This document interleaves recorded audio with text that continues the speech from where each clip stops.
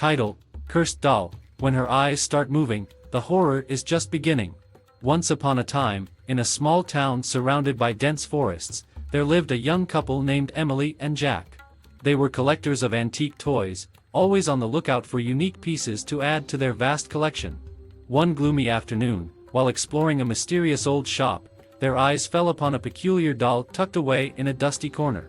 The doll had an eerie allure, with porcelain skin, delicate features, and an intricate Victorian-style dress. It seemed to beckon them closer, as if whispering dark secrets only it knew.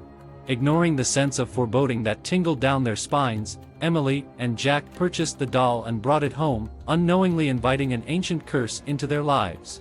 As the night crept in, they placed the doll on a shelf in their bedroom, unaware of the horrors that awaited them.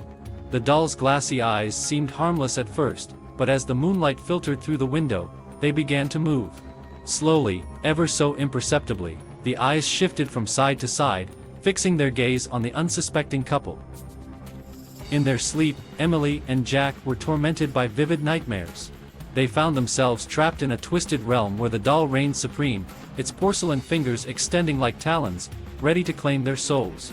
They would wake up drenched in sweat, their hearts pounding, only to find the doll's eyes back in their original position. Days turned into weeks, and the curse grew stronger. Emily started noticing strange occurrences around the house.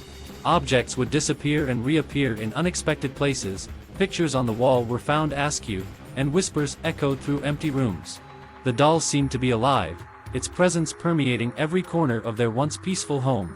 Desperate for answers, the couple sought the help of a renowned paranormal investigator named Professor Hawthorne.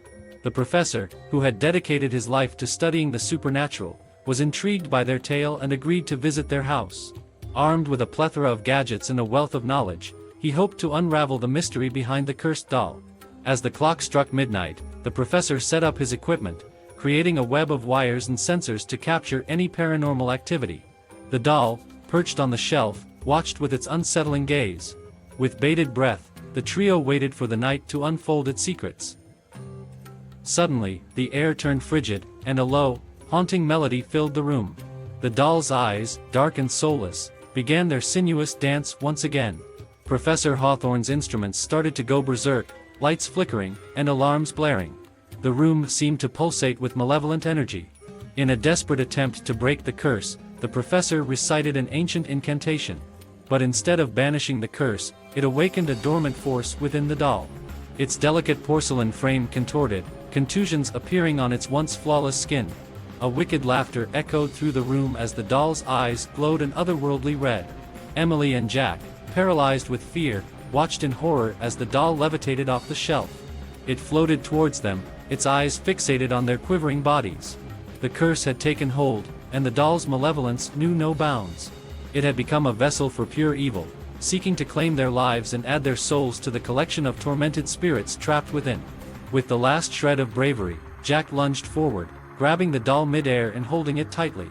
The curse fought back, the doll writhing and thrashing in his grasp, but Jack refused to let go. The room shook, objects crashed to the floor, and an ear-splitting scream pierced the air.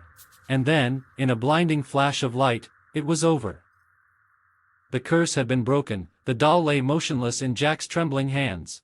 Exhausted and relieved, the couple knew they had survived a nightmare beyond imagination. They decided to bury the doll deep within the forest, in a place where no unsuspecting soul would ever stumble upon it again. As for Emily and Jack, their lives were forever changed. The horrors they had faced would haunt their dreams for years to come, but they carried a newfound resilience within them. They had triumphed over darkness, proving that love and determination could conquer even the most terrifying of curses. And so, dear reader, remember this cautionary tale as you lay in bed at night. Beware of the allure of cursed objects, for when their eyes start moving, the horror is just beginning.